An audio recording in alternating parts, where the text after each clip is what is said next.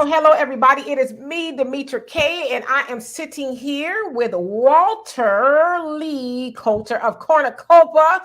And it is Wealth Wednesday with Walter, where we are talking about everything that has to do with money, how to make it, or I should say, how to earn it, and how to save it and invest it and everything in between.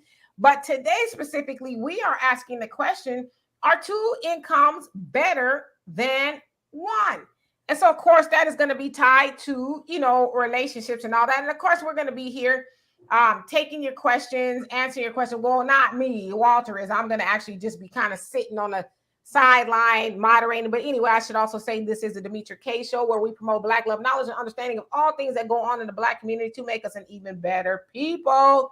So I'd like to say hello and thank you and welcome to YouTube and Facebook, the other side of the conversation. Depending on how many people are here today, for some reason, a lot of people don't like to show up when we're talking about money, but that's okay. We have the faithful people who are wanting to improve their lives financially. I will try to take as many questions as I can, and maybe I'll be able to take them all if, we don't have a lot of people. But please feel free to ask Walter any question that you would like. And so, Walter, what's going on with you? And hey, Reggie and Moni, how you doing? First of all, we should say happy birthday to you. Ain't nothing like being 40. Actually, oh shit, no. 25. 19. Wait a minute. Hold on. 19. Wait a minute. 1971. Oh, so you're 51? No, that can't be right. 51. Are you really? What did we do for your 50th? The pandemic? Nothing. Oh, shit. I didn't do anything. We have to do something for that. I mean, everybody should celebrate being half 100. Halfway to a century. Right. By the grace of God, I'm here. Thank you all. Thank you. I appreciate that. Thank you, Reggie. Thank you, Yanni and Moni. Thunder, how you doing? Thunder. So yeah, I want to actually we talk about half 100. Today we're gonna talk about you being half in a partnership situation. Two being better than one. So we're gonna talk about relationships and money today, and the power of a good spouse, regardless of how good the sex and all that other stuff, the fantasy shit we talk about in relationships. I'm gonna talk about the most important thing is having a partner, someone that we consider, some religions, and you used the term earlier, being equally yoked. So I'm going to talk about that today, and the power of having a partner, more importantly, being the person that you love, so to speak, that has your back. So that's the subject today. One of my favorite subjects is wealth and relationships, because generally relationships are ruined by wealth because we don't have our stuff together as a couple. So I'm going to take some questions before I get going. So if anyone has a question, when it comes to, first of all, if you're married or you're in a relationship, you're really going to enjoy this part. Well, you're going to enjoy most of it. How about that? And so, we need to talk to people who are maybe thinking about getting into the relationship, how to properly vet somebody financially, because a lot of times when people get into a relationship, that for some reason, that's kind of like the last conversation people want to have is about the money, right? They feel like, well, I'm going to keep what I make in a secret, and I'm afraid to ask that person because I don't want them to think I'm all up in their business. But you're going to find out sooner or later whether that person, has credit issues, whether they are broke, or if they're doing well financially. And wouldn't it be nice to know before you guys, take that further step? Because what people don't realize is, there's the courting process. You're getting to know that person's idiosyncrasies and, how they are in every way, shape, and form. But for some reason, that whole issue of finances get left out of the conversation. And so how important is that before they even get married, that, a person have that conversation? How do they go about it? Like, what is a good way to start that conversation with somebody? There's actually a good question. It's kind of cliche, but first of all, it's good to ask somebody, what are your goals? Number 1, 2, and what are you doing to reach those? And 3, if me and you got together, how would you hold up your end? Especially for you ladies, you do that anyways by, as women get more sophisticated, they tend to, and Kevin Samuels he has a good topic on this, the high value man. So a lot of times we lead with money anyways. You hear women say, oh, my boyfriend tell me about your man. Oh, he's a doctor, or he does this. Normally they start with, oh, this is what he does for a living. Hence, that's the subject that's more important to me, the stability. Whereas guys tend to go, oh, damn, she's fine. And you won't hear about her job until like 20 minutes into the conversation. Matter of fact, we don't even care if she has a job or she's bringing anything to the table. And that gets men in a lot of trouble. So what I always do is, and I tell my kids, let me have their parents' FICO score. Or let me see, what are they doing? Like, what are they going to be added to our family? Are they bringing shit to the table? Or are we carrying them? Are we loaning them money? Are they hemming and hawing about how they can't do things because of whatever's going on in their life? So always find out where they stand. They don't necessarily have to be wealthy or make it a bunch of money, because that's fantasy. I think the records show like the number staggering, less than 10% of the people on this planet make over 50 grand or the number's staggering. So most people aren't going to be, some people consider high value. Like, you make six figures, which to me is really stupid to put a number on a relationship like that, because what I'm more concerned about is what they do with the money they have. I would rather date a woman that made $30,000, but took 10 of that and put it to work in our relationship so we can make moves together, period. So I don't want to be with a chick that makes 200 grand, but, spends 199.9 on shoes and herself. So one thing, let me talk to the fellas first. One thing you can do when you're dating is find out, is this woman going to help you move the ball, right? Like being in relationships myself, well, not relationships, but one. Right. Clarify, brother. I'm going to be clarify. It's one. I almost outed myself. No, it's just one. The relationship I'm in isn't always the greatest. Matter of fact, most relationships have ups and downs, but it's having that thing together that a lot of times will keep you together. I'll give you an idea. Like, me and my girl go out. A lot of times she'll pick up the check, or she'll say, no, I got it. Or me and her will fight over the bill. I enjoy that because I enjoy being with somebody that can have my back if I fall. And when I say fall, I mean, like this morning I left here and forgot my wallet, right? And what if I'm out on a date with her and she don't have any money either?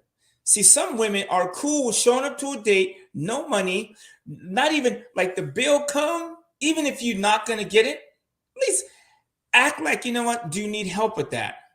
Don't just sit there in silence. Ain't nobody dead. There ain't no crickets on this table. So a lot of men that I know will go into a relationship thinking, what can she give to me as far as what can she bring to the table? Because the days of just being cute and all that stuff is dead. Because I can tell you, I'm 52 years old, and it would be nothing for me to pick up a hot, young, sexy 28-year-old. 22-year-old, 19-year-old, 18-year-old. They don't care about your age. They care about what you can bring to the table. So just being sexy and all that stuff is not in anymore. The 60s are dead. What we want, men like me, want is somebody that could participate. Like if I'm investing in real estate, I want you doing it too. If I'm in business, you got to be there too. Because if you are not, in the back of my mind, I'm going to be going, what is it costing me to be here? Am I carrying this chick? Every time we go on trips, I got to pay for it. Like everything is coming out of my pocket. And we've got to the point now where I think you just have to be more aware of what you're bringing to the table. And ladies, that's how you keep your man. Even if you're not in a position where you could really, really participate financially, at least making an effort is huge. I know men these days, the new age man appreciates a woman that will come to the table and at least participate. And if your man is, and I'm just speaking to the fellas right now, ladies, I'll get to you. Ladies, if you have a man that is trying, try with him, because there's nothing more attractive than a woman that is helping you reach your goals. This is why the secretary is so popular when it comes to dating the next, going into the next relationship. The secretary normally is the side chick. I mean, I'm not making nothing up. That's true. Right? But what most women fail to realize is that the wife is the side chick and the secretary is the main chick, because she's the one that's, when you're at work and you're fighting and your wife is, oh, what time you coming home? You ain't shit, blah, blah, blah, blah, blah. You work too much. She's like, no, baby, we got it. This is our thing. And in her mind, she is thinking this is our business. And I've had secretaries tell me one day, this is going to be our business. Not necessarily talking about me. I mean, I had one say that. But to my partners and a lot of the men in my industry, they have dated their secretaries because she's right there all the time. Don't make it right. It's not, don't send me no nasty messages. But a lot of time, I'm gonna go back. I was in Amway and I heard a guy say, behind every successful man is a woman, and most of the time it's not his wife. Damn. Period. And it's true. Because see, you forgot why you got together. Because not most of the time you get with somebody, you want to do things together. You want to build things together. You see yourself, traveling and owning things and being secure together. But then we start getting up in our own feelings and it falls apart, and then you're divorced. Let me tell you this: it is harder to leave your woman if you and her have stuff together. There's many times with me and my woman, we've been through it. My house is empty right now. No, she at work. But the point I'm making is we've been to points where she would go 2 weeks without talking to me. Angry. You ain't shit. I can't believe you would say that. And sometimes I would say stupid stuff. It goes both ways. And I'd be like, the hell with her. I'm moving on. And then I start thinking about the money. We got land together. We have property. We got businesses together. We got our money's so tied up. I mean, it's tighter than a shoe knot. And that's what I think about. And then this morning I was sitting in my sauna, right? And I was writing this. I think when I become a singer, I'm going to write this song called Hot in Here. Here's what came to my mind is I'm in the sauna, right? Just imagine the music video. I'm in the sauna and I'm sitting there with my woman. It's hot. She got her hair down. She irritated. And then I step out into the cold and I go, oh no, it's cold. I'd rather be in the heat. The point I'm making is I would rather be in the heat with somebody that is doing something with me than starting over with somebody else. Because a lot of times people forget at the end of the day, like when you see that old couple, they all have stories. She cheated. He cheated. Oh, he used to act a fool. You hear the stories. I had a friend of mine. She goes, when I met my husband, he wasn't a man, but I made him the man I wanted him to be. He had hustle and drive, and we had the same goals. So I knew all the stupid little silly stuff he used to do, he was going to grow out of that. Hanging out all late, hanging out, whatever, doing the crazy stuff. And it's true, he grew out of it. And they're one of the most powerful couples. And I mean, they're rolling out of control. She makes it clear he is the head of his house, but I'm the neck. And we share a bank account. We don't have separate accounts. We don't have separate social medias. When you go on his social media, you see me, vice versa. Period. We do everything together. We don't have passwords on our phones that we don't know. I mean, they're the real deal. Some of y'all in password jail. You know what I'm saying? So it's good. At the end of the day, when things get tough, it is harder to leave that person when you have something together. Like me and my girlfriend, we bought a piece of property together. We owned it 2 years and we fight. We get into it. And when situations calm down, I think we both go, you know what? We started off in the relationship. So obviously there's something we wanted. We just lost sight of that. But at the end of the day, like when you die, what's it all about? The fun you had and the legacy you create for the people you leave behind. It's easier to do that staying with the person you're with. One, now let me talk to the ladies. Ladies, a lot of you, we said happy birthday to you already. Yes. For the ladies, Lord, let me tell you something. You women have the power. I ain't gonna talk about Will Smith a whole bunch, but we all see that women have power. A woman will take you, ha ha ha, hee hee hee. Oh hell no! I better go ruin my career real quick. Will Smith will come around, intelligent brother, real good dude. But we have all been where Will Smith has been. And men, if you have say you haven't been there, you telling yourself a lie. So women, make sure you have a man that has goals, and then push him and push him and push him. A lot of you women let your men off the hook. I'm tired of hearing stories on he don't participate, he just come home. Like if your man is playing video games and you working 2 jobs, you need to really think that through. Because I promise you, there's a lot of men out there who can swerve in the bedroom, who will come and bring something to the table. So you need to check these men. I don't mean be in their face. Oh, nigga, you better. No, I mean, what is it you're trying to do? Let me help you. And ladies, if we're honest, at the end of the day, that's going to be yours anyways. Because what do we do as real men? We want to do for our woman. And one thing, women, you need to understand, a real man will break his neck for you. So what if he's breaking his neck for you and you're giving back, you're participating? Those relationships are strong. And women, you have the best chance of having a good man if you stick behind him, not letting him off the hook. Oh, he work at Circle K and I work for the state. Okay, so he work at Circle K. He needs to also work at 7-Eleven, and he needs to work at Jim's Bait Shop. He needs to be on the move. And ladies, there's a way to do it. Hey, honey, wouldn't it be nice if we did a little better? I'm not saying I want Louis, but what if we had a little money saved? You know what I'm saying? What if you could just push that man? Don't be in his face. Because I see some of y'all women talking to your men crazy. And as soon as you turn your back, he with his side chick. And the downside about having a side chick is a lot of you side chicks will take care of this dude. Y'all know what I'm talking about. So women, get with your man and push him. Find out what he wants to do. And ladies, give this dude some time. See, the thing with men sometimes is we grow up later than women, right? We mature in our 40s and 50s. That's why you see men in their 50s when they get more established. But in our 30s and 40s, we like to play. We young. We got a lot of stuff going on. But as we get older, we get smarter. So get with your man and find out what his goals are and constantly stay on him. Don't be beating him up if he hasn't reached the goals. See, I would rather be with a woman. If I was a woman, I'd rather be with a man that is getting up every day and going after it. I'd rather see him lose every single day, but keep trying. See, some of y'all are with these dudes that aren't trying.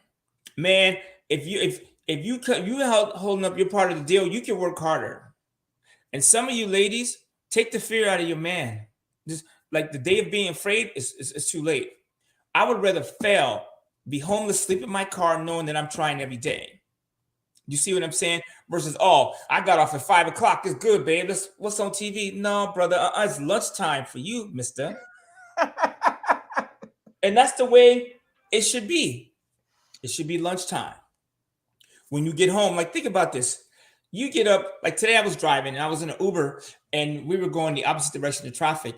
And this dude goes, my Uber driver goes, Walter, look at all the traffic and all these poor souls.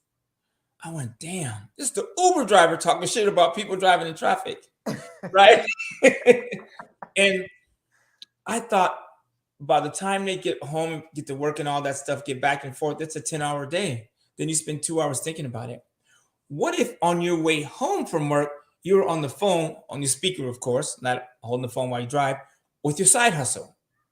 Hey, man, like I started this business. I need 10 grand. Let's get it. Who do you know that wants to start this business? And then like you can do consulting in traffic. There's a lot of things you could do.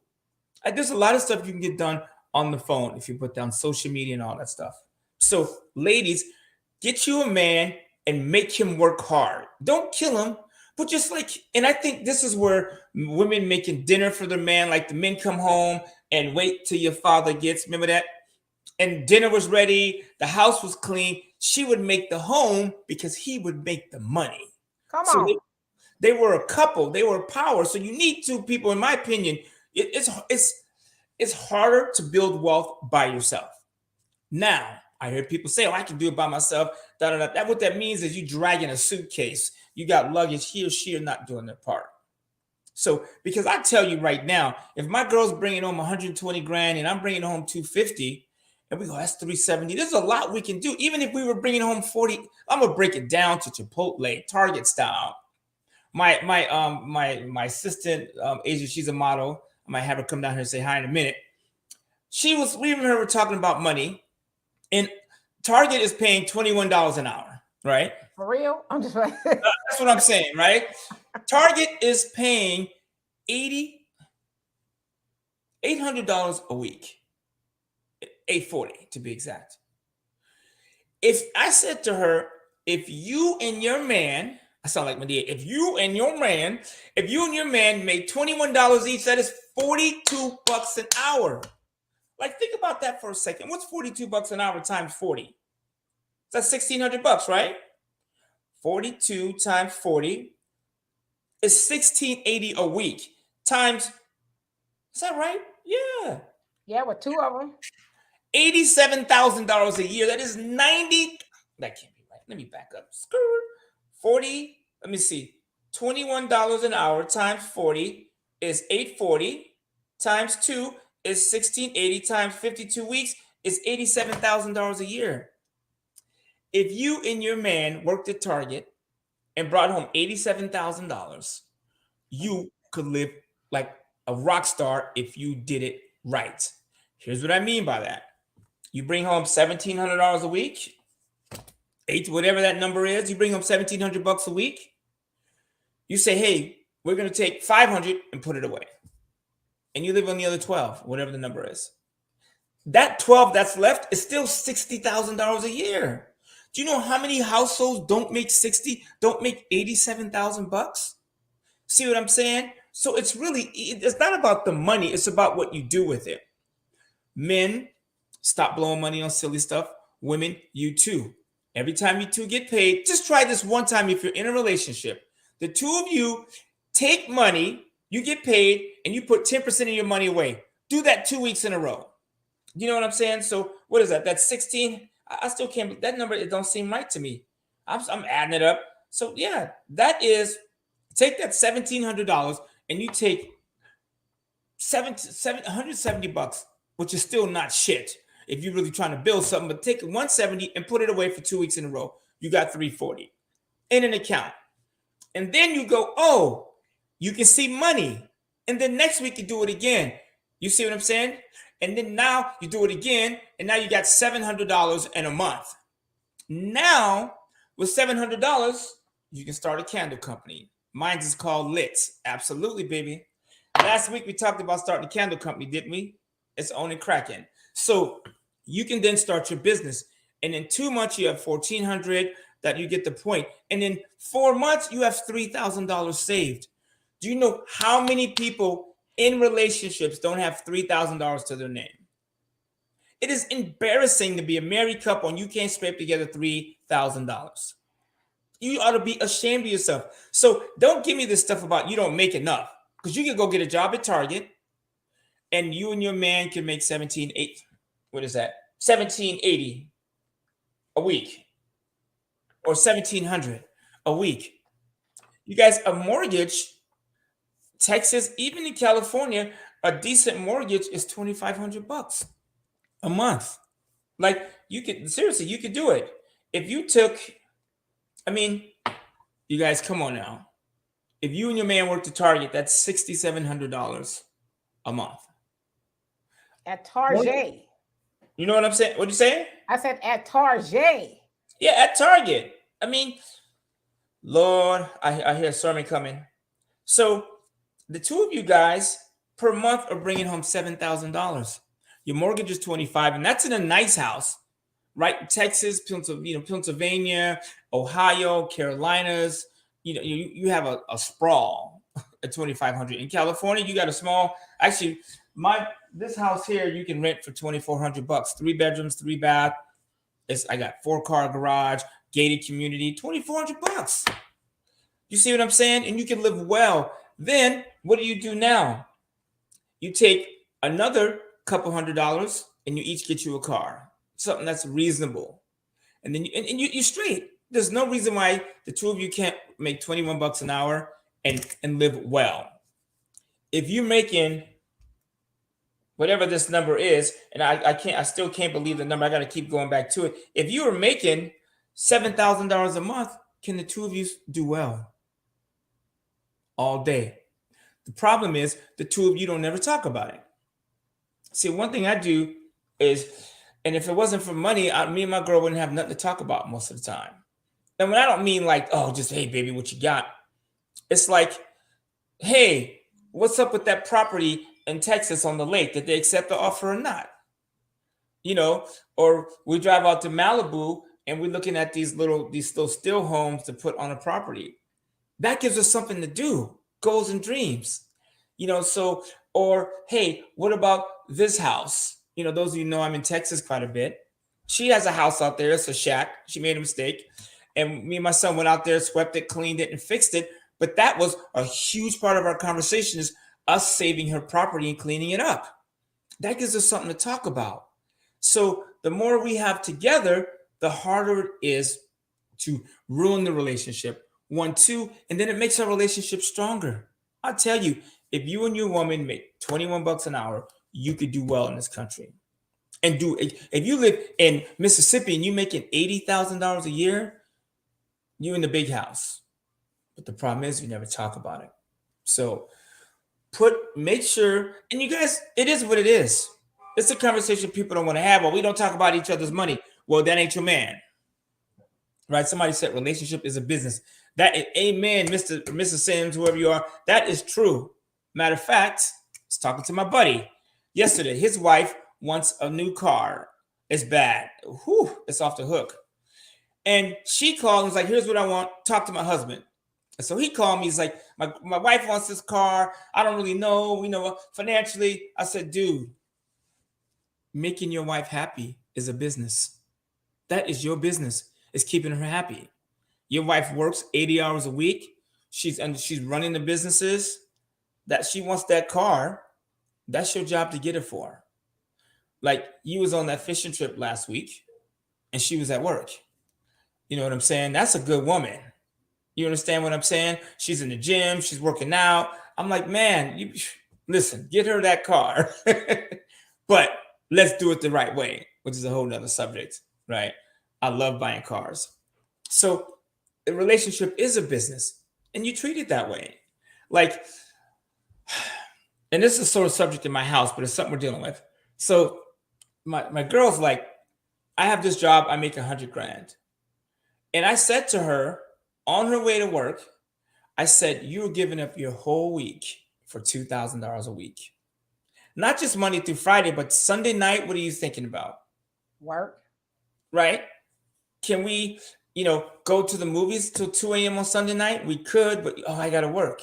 I said, that's stupid. That's just idiotic to me. Now I'm talking about the next level, right? If you work and you got to work, do what you got to do. But once you get to the point where you're there, then in my opinion, you should keep going. So I said, all you got to do is make $400 a day. We can hit the freeway with some roses and make $400. It's a lot. So, but but she's like, well, be a man and get me out. Get me out of the job. She goes, we both make good money, but part of me is afraid. And she's afraid to have a man do everything. And I ain't trying to do everything. But I want her to come out and use her skills to help me build this empire. Because she has her own stuff too. Anyways, comments and questions. Thank you, Thunder. I appreciate that so much. And I wanted to let you know the other day I did go and have some sweet tea in the South for the first time. And it was good. But guess what? It's going to be my last time too. I couldn't be drinking that all the time, but it was really, really good. So I want to thank you for inspiring me to go taste some sweet tea, like some authentic, I guess, sweet tea for the first time. So that was pretty cool. So I love and appreciate you for that. And thank you for the birthday gift. Yeah, let me address this comment. Gerald Parker says, if she's working 80s a week, then it's her money to spend. Actually, it's not. And here's where I was going with this earlier. They're a couple. They make decisions together. She does work 80 hours. He works too. They run a couple businesses. But before she spent that money, she went to her financial planner, me, and asked me to speak to her husband. And I spoke to both of them. And then when I hung up with him, I said, let her get the car. because she's like, it's our money. We are a couple. There's not his money and my money. Because if he wanted a truck, we'd be talking to you first. And that's how relationships go. It's not her money, it's their money. And when you get to that point, your relationship is much, much stronger. When you have your money and her, it don't work because you're already acting as two individuals. It is their money together. I mean, yeah, she works, she should be able to get the car, but she wants to make sure it's okay with her household. And she's a good woman, and good women do that. And good men do too. Talk to your spouse first. Can we afford the car? Because they got the money for the car. They can write a check for it. But his thing was, what could we do with 50, 60 grand versus getting the car? And I said, write a check for the car. We'll get it financed, get the cash back, and we'll flip that cash. Her car payment is going to be $1,000 a month. I said, man, but with $60,000, do you think we could make $1,000 a month? He says, all day. I said, yeah, so get her a car. And it's your job to make that 60 kick off $1,000 a month. That's it. You see what I'm saying? Mm-hmm. We got a question on the screen. You think you can answer that? Of course, because that's me. I'm a good man. And I always say it, I'm not the perfect man. I'm Mr. Right Now, which means I'm Mr. Right. I don't mean like right now. I mean, I'm Mr. Right here. And a lot of men, we are here. Like if your man is there mentally and physically, he's already a good man. Sometimes you just need to steer him. But maybe I can answer the question, maybe, give you the answer that you guys want, is a good man obviously will work hard, take care of his woman. And what I mean is he will take care of her needs. At least he will do his best. I'm not talking about a man that just takes care of her financially. Because women, if your man is taking care of you like that, one day he leaves, you'll be stuck. Right? And the poles are getting lighter. So you guys, when you see a good man, it's just the way he behaves. He's making an effort. What's up, D? What's cracking out there? What you got? Chicago, Ohio? She always got, huh? And Missouri. That's my BFF. We go way back through high school. One of these days we're gonna hook up again. But yes, that's Michi. One of these days, my ass, y'all can do it right now. This is what I was just talking about. You know what I'm saying? We can do it right now. Just plane ticket to St. Louis. $800 from shit. You in Texas? You could walk to St. Louis. I could. And then the Trailways, Greyhound. That's another thing too. Take your goals and dreams and put them up front and fight for them, work for them. Some of y'all ain't traveling. Just get in the car, get in the plane. It ain't nothing. You can do it. You know what I'm saying? So yeah, Michi been around for a long time. Michi don't play. Here's one thing I like about Michi. She got a man in the picture. Every time I see her, she got a man. That's her husband of 152,000 years. You know what I'm saying? I always see him. I be making me angry sometimes. I need that relationship. I sneak on my girl's social media page sometimes. So, but no, yeah, if you and your man in the social media picture together, that's power right there. So some of y'all just need to add more, I want to say money, but like just traction, like try something. Like a lot of you guys, especially you women, you have better credit than we do. Thank you. Yes, please keep dropping those dollars. Yeah, Cash App. We doing this for the money. I mean, not all the time. Money has something to do with it. But yeah, we appreciate the gifts. And we're not splitting them, I promise. She's getting them all. So thank you guys, everybody, for the birthday wishes and the money. I love and appreciate you for that. You guys really made my day. I really appreciate that. Yeah, seriously. Shit, we're gonna turn into a preacher real quick. We're gonna pass the bucket. Hey, where's Gina? Pass the bucket. Hey, now listen, ain't nothing wrong with it. So, you guys, this whole marriage, and if you're not married, and I know the dynamics change when it comes to relationships now, but like a partner is just somebody that just helps you reach your goals, and you do it for each other. It is a beautiful thing. When what I like is like I'll get something like yesterday. I got something from Amazon. My girlfriend left the key in her car, and somebody in the Range Rover. If you don't lock the car, the window, the door, the mirrors stay open, and people know it's unlocked, and they know your key is in it because that's what a lot of times people do. They leave the key in it. Somebody stole the key and the phone charger. Yesterday in the mail, Amazon, I got a phone charger. just boom, popped up. And it's not a cheap charger. I appreciate stuff like that. You know what I'm saying? The other day, Costco shows up with these 4 big old Wagyu ribeye steaks. They're like this big. I ain't gonna eat them all at once. So I enjoy that stuff. You know what I'm saying? And so I know we enjoy it for each other. The fact that we can participate, and which reminds me, I need to write myself a note because I need to do something for her. Because those ribeyes ain't cheap, right? So see, and it's okay to write your goals in your book for her. So yes, it is my sister's birthday. She is 51 years. She's a half 100. So yeah, we need to. I'm over a half 100 now. I'm 51. Oh yeah, she's over the hump. She's over a half 100. So let's talk about some things you guys could do to maybe strengthen your relationship. And we're still talking about the power of 2, right?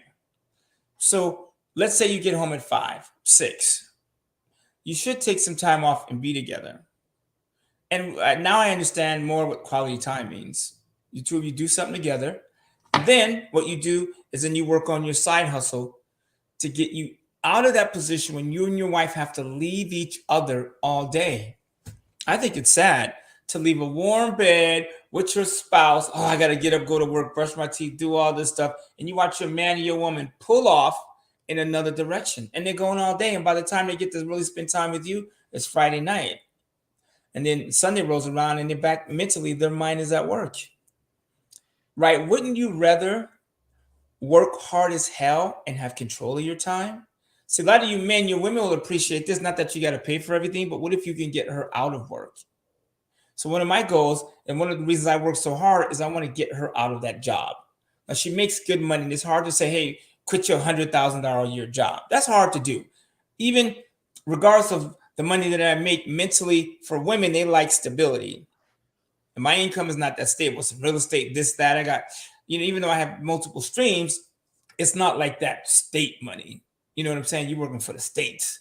And your check, I don't care how you treat your people at the DMV, you getting your check. So I'm excited about the fact of being able to say, you know what? Forget that $100,000. We don't need it. Right now, we want it. Right? But I would rather have her at the house and her wake up late and me get up early and do what I'm doing. Okay, you woke up at 7:30. I woke up 2 hours ago. I've already been in our other business for 2.5 hours while you slept. I replaced your income. You know what I'm saying? And women, you could do that for your men too, because some of you women have men that work hard as hell. And you could help him, like you have your little candle business, and one day you'd be like, honey, we got 50,000 in the bank, and last month they paid us $6,000 from this candle business, and you could tell your boss that you hate that you're not going back in 2 weeks. So that's the power of having 2. You fall on your face, you have somebody to pick you up. Women, give your men a break. Let them fall. Because at men, we do fall. We try stuff, we take so many shots and we miss them. I miss shots every single day. I miss a shot. Now I'm trying to get my woman to the point where she don't always bring it up. That's a whole nother show. You see this question about the condo. Is a condo a great investment in general? What are you doing with the condo? Right? For me, because me and my sister were looking at condos, but we were looking at condos for income. And then a condo to stay. Like we looked at this lake house. It was $200,000. We got beat. Somebody wrote a check for it and paid more than it was worth. That wasn't going to be us. So, but I thought, this condo was going to be $1,400 a month. So you can put it on Airbnb and bring in $3,000 a month. And then when it's not on Airbnb, we as a family could go there and stay. But another thing I said is, to answer your condo question, what if we each pitched in $300-400 and we just had a condo on the lake for peace of mind, just to go sit on the patio, smoke a cigar, have a glass of wine, and just stare at the lake and just sit there and say, you know what, for $400, 3 or 4 of us got together and we own this property, which historically real estate appreciates. So condos are good if they can pay for themselves, or it's really going to give you the peace of mind. Because a lot of you buy real estate and then your peace of mind goes out the window. Oh, I got mortgages. Oh my God. The Lord gave us this house, but he didn't give us the money to make the payment. You know what I'm saying? So you want to invest in things that are going to make money for you or create peace of mind. So when it comes to condos, and actually I've walked away from condos lately, only because like for short-term rentals, when you have 5 or 6 people in a condo and they invite 2 more people over, then you got 8 people partying, you got neighbors on each side up and down, and then that's when you have challenges. So for me, what I would do instead is I would buy a house in the middle of nowhere where you could have guests and they can make all the noise they want, and then you and your family could go, your grandkids, everybody could run like animals, and then you could still, because buying a house and a condo are very close. You know what I'm saying? Well, I'm from Santa Barbara. No, I'm saying we actually, me and my sister were born. She was born in Oakland. I was born in Santa Barbara. Then my father changed his name, and then we moved to Louisiana. Long story, but we grew up in South. We spent our summers in South Central. So yeah, I guess you'd call that South. It's not really South. But it's South. You guys also fill in the fact that you're named after Daddy. So you're a junior. Walter's a junior. So my father, his people are from the South, Texarkana. You know, so that's probably where Walter Lee comes from, because Walter's actually a junior. I'm the mother effing second. That's what I always say to my father. So, but yeah. And another thing, I watched my parents. The cool thing about my parents is they were both always married. I mean, for a while they were married to each other. Then they separated. We'll leave that story for the book. And then actually my mom already wrote a book. And then they were in relationships again. So back in the 70s, I guess that was popular, is to be married, be in a relationship. Remember those days? So thank God for that, because they can carry each other, which makes the whole house stronger. So again, and then back to the house, buy a house if you can, instead of the condo, because by the time you pay HOAs and stuff, you could almost be in a house, right? You can buy a house for $250,000 almost anywhere in the world outside of California, New York, right? And what's the payment on that? $1,400. You see what I'm saying? You buy a condo for $170,000, the HOA could equal another $50,000 to $100,000, which you could have used that money on house, right? So I'm not a fan. And you guys, this just changed for me 2 weeks ago. Me and my sister were trying to buy this condo, and then in my lake house, they had a raging party, K-Paso, banjo music, whatever. And my neighbor's like, "What in the hell is happening at your house?" And I thought, you know what? I couldn't do this in a condo. So get something. The cool thing is to own something, you guys. And I think it's easier to buy a house than a condo, because most people go for the condo because it's cheaper, but they don't think about the ramifications of not being able to have guests. There's no parking in a condo. Like, you know what? Let's stop right there. Now, listen. Apartments are cool. I'm not knocking apartments or anything like that, but I think when you really live in a house, because I've lived in apartments before, so you know. But when you live in a house, the point that he made is a peace of mind. You ain't got to worry about people, you know, hearing you, because I got a big mouth, right? And I'm always recording and all of that. And so I couldn't imagine, for one, putting my neighbors through that. Like, damn, does she ever be quiet? We want her to shut up. And I don't want to hear what my neighbors is doing. Like, I lived in apartments before, and I've heard some things. I was like, you know what? I ain't in on what y'all doing right now, you know. And to your point, you don't have to come home and try to find a parking space unless they make you pay for parking. And it's just a lot, right? So to me, having a home, it does, you might pay a little bit more, I don't know, but there is a peace of mind of having your house you could come into, and you ain't got to worry about, you know, no one else, right? You don't have to share. And then the other thing, what if your neighbors got roaches? You gonna have roaches too. I forgot about the roach factor. Oh Lord. So yeah, it's been a while since I had roaches. But the condo, I can remember the last time I had roaches. Man, anyways.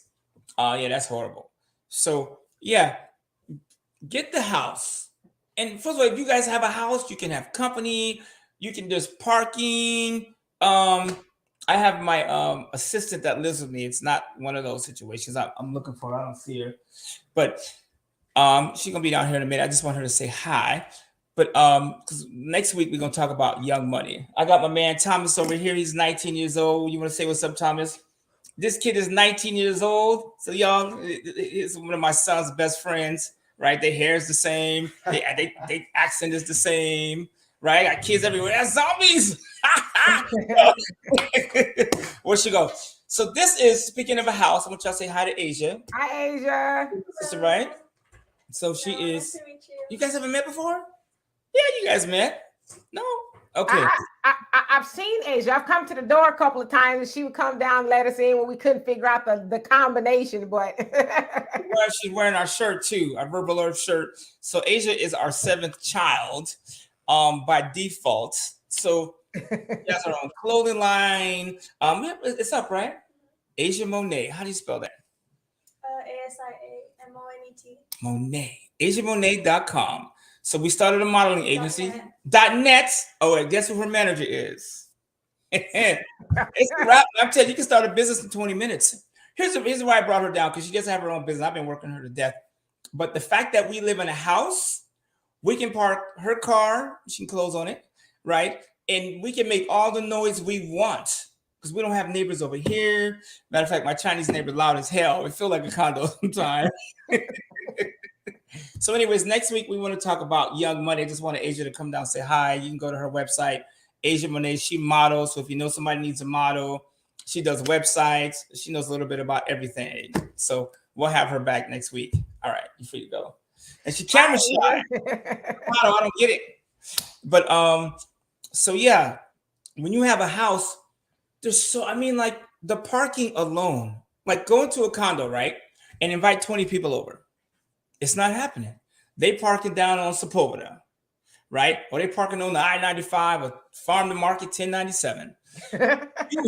You want them to be able to park in front of your house. That's huge. And that's something real estate agents miss.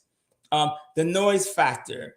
I mean, there's a lot of stuff. And when you own a condo, you have neighbors, which means you have to pay HOA. You have to split insurance and things like that. You can't paint your house a certain color. Certain things you cannot do. I'm in a HOA, even though I'm in the house, and I left a bottle in the window, and the HOA sent me a letter. What's with the bottle in the window? I'm like, what bottle? So owning a house is, in my opinion, better. And when you compare it against most condos, by the time you pay HOAs and some of those things, the money is the same. What about this question here in regards to the buying a house and the interest rate? Hell to the yes. Absolutely. Always buy. See, in investing, we have this thing called dollar cost averaging. What you do is you continue to buy. You continue buying and buying and buying. So what happens is, because one day prices are going to fall. But so let's say you buy a house this year and the house is $250. And next year it's $225. You buy a house next year, you get it at $225. And let's say it goes down to $150, right? So let's say the house goes down to $150. Then you buy a house at $150. And then let's say it gets really bad and it goes down to $100. What you've done is you've bought houses on the way down. What is the housing market? What does real estate normally do? It goes back up. So if you bought a house for $100 in year 4, but then they go back up to $300, all of your houses are worth more, but the ones you bought when times were bad is worth more and is a better investment than the one that you bought the first house. You know what I'm saying?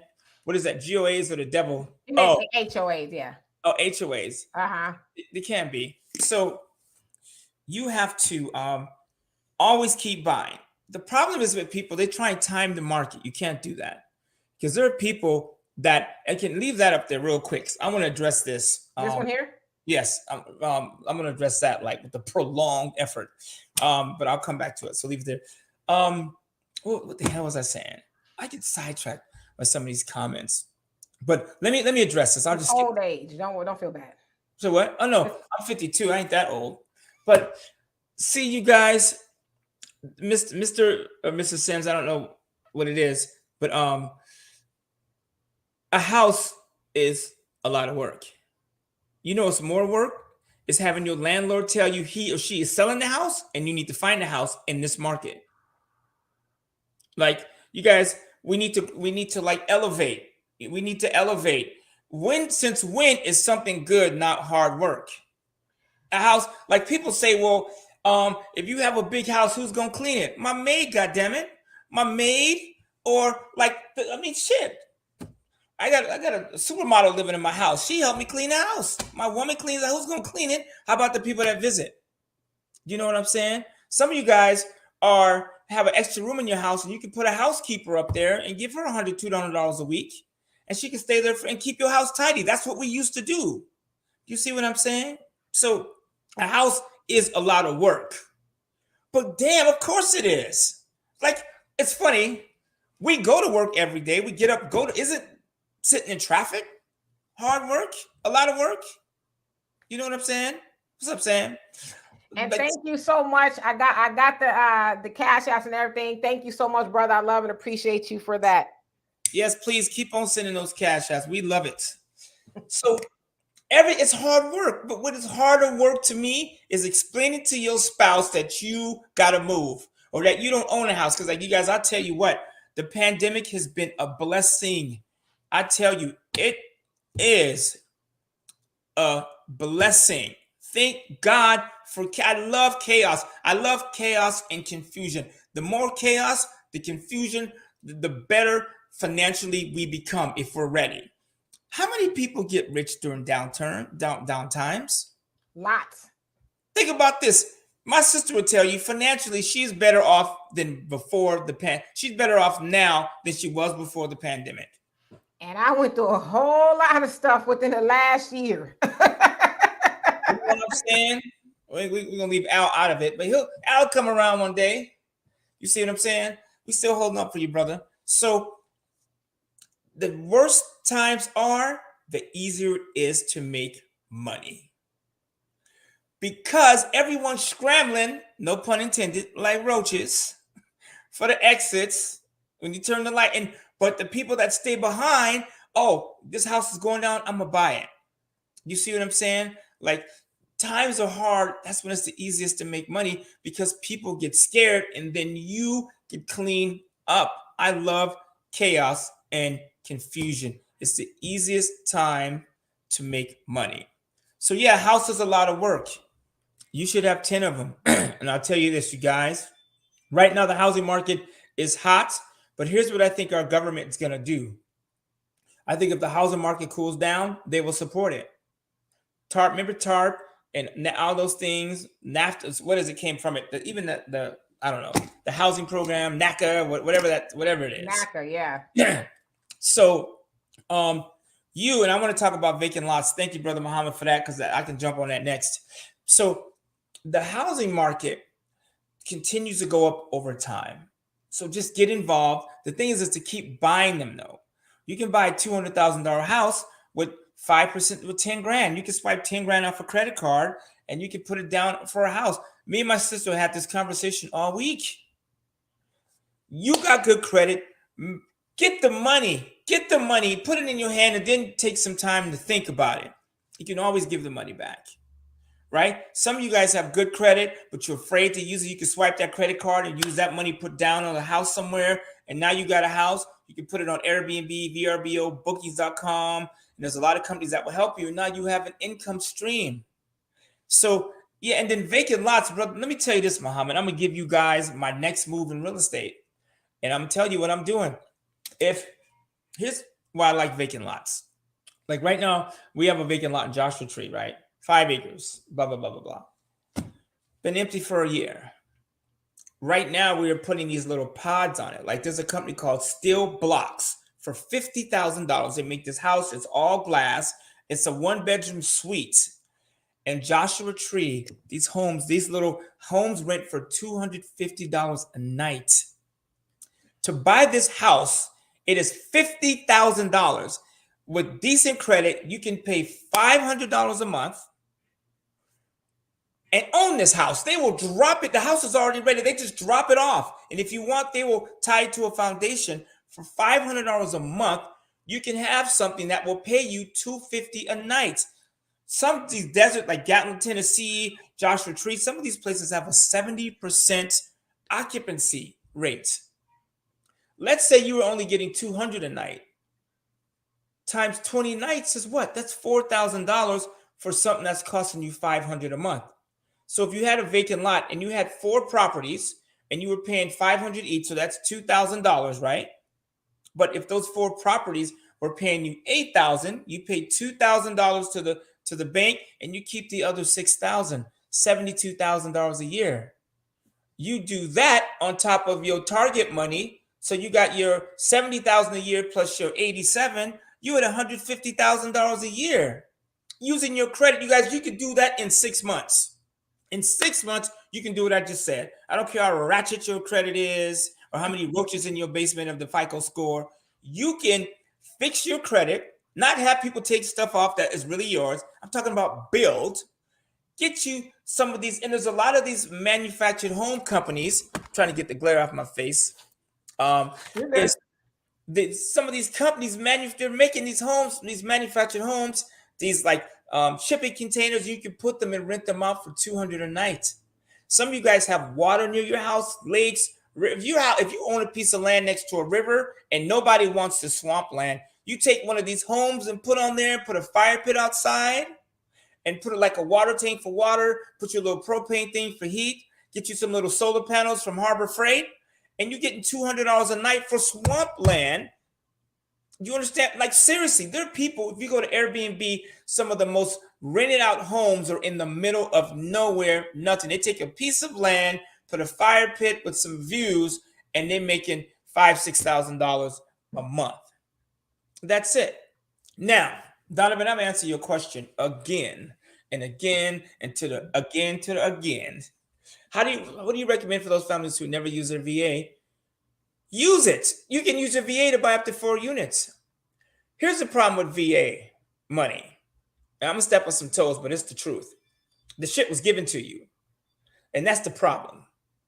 And here's what I mean. Like, people in armed services, you guys work for it. You deserve it. You deserve to have those benefits. Thank you, Betty. Keep it moving. Beverly. Right? Beverly. You need glasses too. I do wear glasses, but I'm too fly to put them on. There you go, Beverly.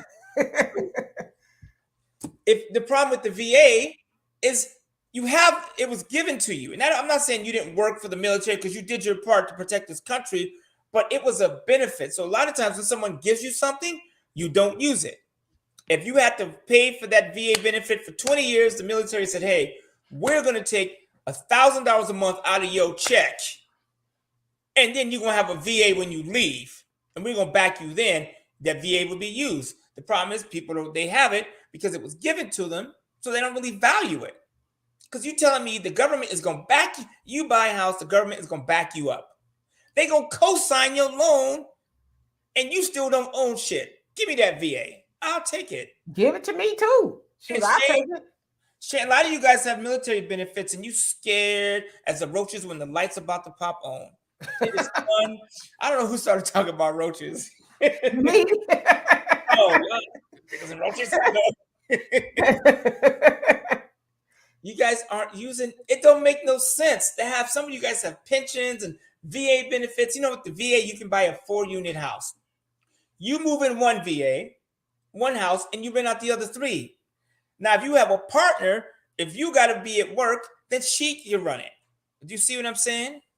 That's why it's good to have a partner. Those of you who are single, knock that shit off. Like, people say, I want to be single. No, you don't. Vaseline gets tired after a while. You know, I mean, TikTok, after a while, you get tired of it. It's okay to have a spouse. And I'll say it, hey, listen, man, don't act like I'm telling the truth, right?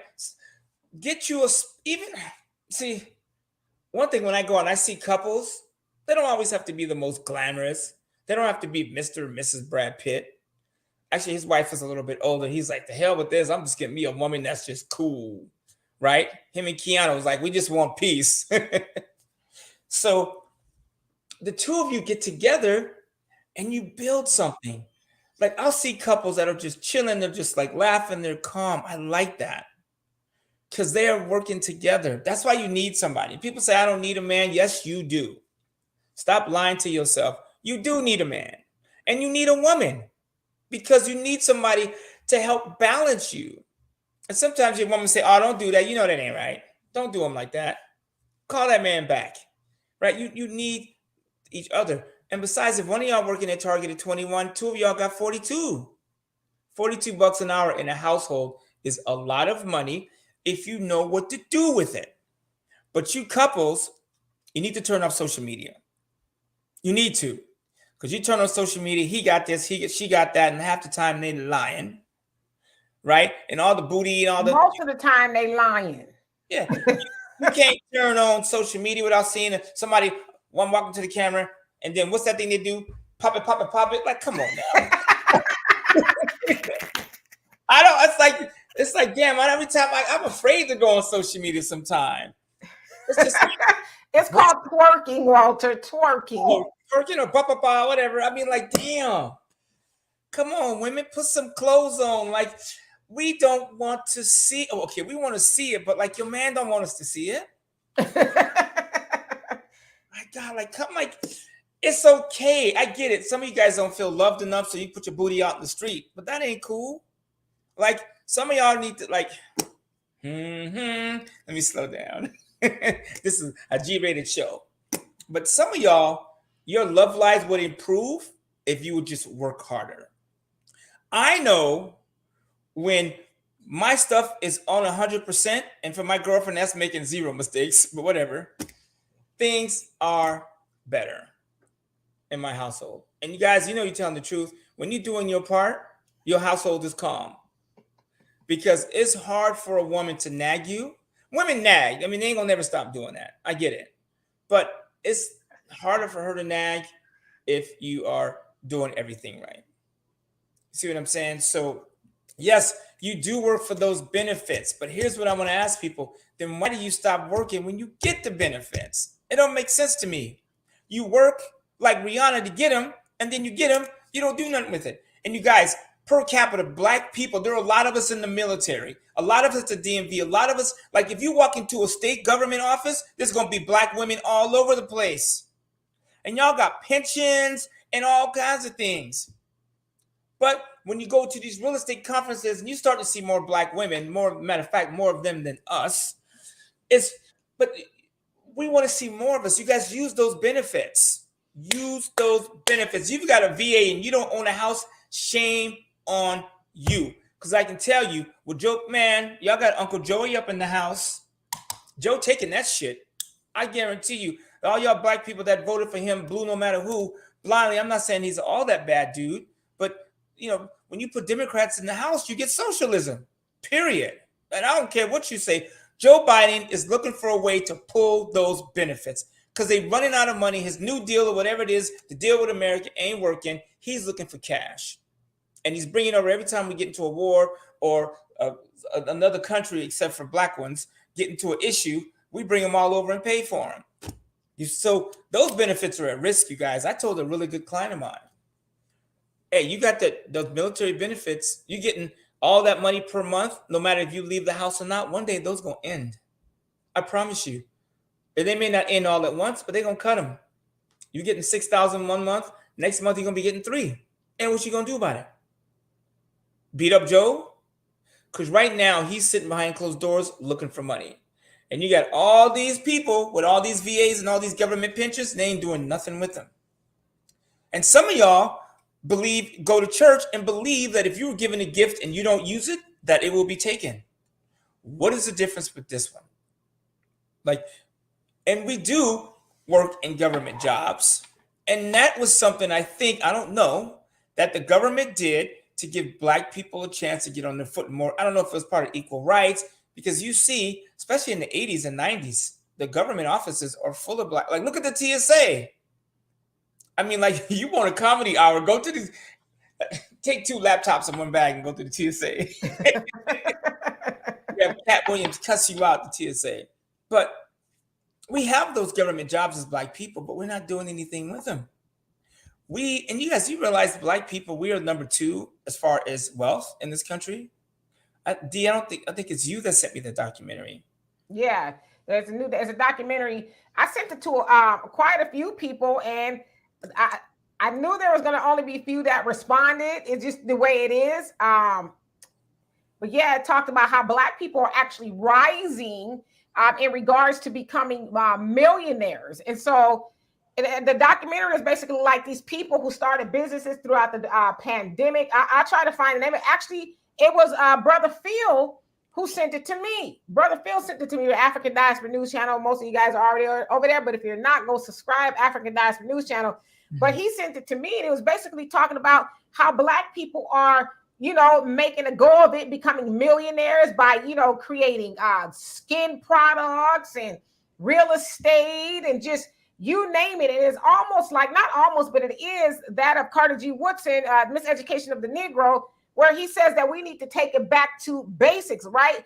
Like a lot of times people think of a business and they think, oh, I'm going to go start this aerospace program. And it's like, well, how many Negroes want to go to aerospace, let alone even get on a roller coaster? You can't even what we need Negroes in the pool. Exactly. We ain't getting our hair wet. Right. So you see what I'm saying? So we create businesses that really have nothing to do with us. But as Carter G. Woodson said, we need laundromats. We need people to wash clothes. We still need people to clean houses, lawnmowers, and all of that kind of stuff. But yet we get too sophisticated sometimes and we leave that stuff behind. And yeah, Black people, we need psychologists and psychiatrists and all that. Those things are needed. But let's not forget about the things that if you walk outside right now, you need your lawn mowed. Are you going to be able to call a Black landscaper? I have a Black landscaper and I feel like I'm very fortunate, but are you going to be able to do that? If you need somebody to, come do something to your house, a construction crew to come over, are you going to be able to call it Black construction crew? More than likely, no. You're going to probably have to call them folks, Hispanics or somebody else who have it, because we don't have those things. And so that particular documentary was talking about people really from all walks of life who are just made things simple, and they're selling it and they're balling for real. There's a lot of Black people with a lot of money. This documentary is 42 minutes or something like that. I've watched it twice, and they go through all the wealth. So all the stuff you see in the media about Black people not having money, we have money and power. The problem with Black people, I think, is we're the scaredest race.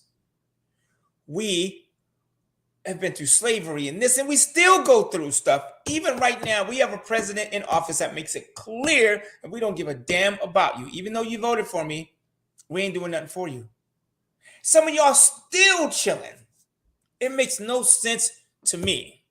Now, listen, if you're making $18 an hour and your man is making $17 an hour, that's $36 an hour. Almost $40 an hour. That's $1,600 a week. Like we just talked about it, it's $80,000 a year. The problem is people don't do shit with it. If you make $17 an hour, you can make it work. You can. I don't care. If you're making 17, get somebody else making 17. You working at Chick-fil-A, go back to Fry's and get you a man. You know what I'm saying? Now y'all making $30 or $40 an hour. The problem is you don't get on the same page. And I don't care how much money you make. If you don't do the right things with it, it ain't gonna matter. Right? And so the whole thing about Blacks in the government, you guys, I don't know. I mean, does the powers that be really want to see a bunch of Black people? No, of course not, but they need us. And we start acting like we need ourselves. We need to treat each other better. And Black men, I'm talking to you right now, man, y'all need to loosen up. I go to the auto auctions and I buy cars a couple times a week. And there's some brothers up there, man. You say, what's up to a brother? Like, damn, what is wrong with you, my man? Like, we got to treat each other better. The joke is you have 4 Black men in a room and it's a wrap. It's sad. We need to treat each other better. I was going to say that too. A lot of times, Black women get charged with not smiling and, looking like she's got an axe to grind. And I would say that is true, Walter. I see a lot of men's faces are just, I'm like, golly, dang, smile. I don't tell them that, but I'm thinking, I know life is hard, especially for Black people in America. But it's like, golly, if you just smile, it'll just like make you feel 50% better at least. But I was like, Black men need to learn how to smile too. Just grumpy, and it's not all y'all, but it's just as much as sisters running around with a frown and a scowl on your face, and It sometimes it's hard to deal with. Here's the thing about black women, though, because I think me and you talked. I think I went to pick up a car, and this sister was sitting there looking at me crazy, just staring at me like I'm a fool, and she was just looking at me like, "Oh, here come this nigga." And I looked at her, and I started telling jokes. I was like, "Damn, girl, it ain't that bad." Like, you know what I'm saying? You have a cat or dog, one of them die. She started laughing. So these are black women. You can get in their face and cheer them up. Because a lot of times black women just want to laugh. They want to be, because a lot of times, oh, I'm going too deep. When they see a black man, they think about all the shit they went through with their brother. That's, I think, why they treat, because when the Mexican dude walked in, she was all him and Holland and Jimmy Crack Cornyn. But when I showed up, she had an attitude. But once I started joking with her and talking to her, she loosened up. You know what I'm saying? And she was nice. So now when I see her, it's, hey, it's cool. Hey, how you doing? So we can loosen up the women. But black men, you have to loosen the hell up. Like, seriously. Like, what's with the game, the mean face? If I see you and say, what's up, my man? And you just look at me crazy, how are we going to build from that? You know what I'm saying? And another thing, too, while we on the subject, brother, man, when you see another brother in an environment, it's not his job to help you out because he's a brother. Here's my point. I'm buying a car, and the brother come out and say, hey, man, we supposed to be working together. We the same color. I said, no, brother, I came here for the color of green. And the fact that we are both brothers, we should be working harder. Do you know what I'm saying? I'm not going to give you the deal because you my skin color. The hell with that. I got up and put on my drawers just like you did. We got to cut this affirmative action shit out. You know what I'm saying? Yeah, we needed that affirmative action mental thing in the beginning where we couldn't do anything. But the fact, like right now, I tell you, my assistant, my supermodel, my seventh child, whatever. Whew, Lord have mercy. We've been through some stuff, but I've helped her get on her feet. You see what I'm saying? And so now what if she can do that for somebody else? We can work together and be really, really powerful. But when I'm talking about children, let me just jump on this topic. Some of y'all got kids, you need to shake the shit out of them. Because a lot of y'all couples and money, the kids F it up. I can promise you, when I leave here, I'm going to my son Miles's and see his wife Ciara, and we are talking business. I told them both today, it's time to get your ass up. Let's make this money. Both of y'all are talented. Your son is my grandson, so he's straight. No matter what, I got him.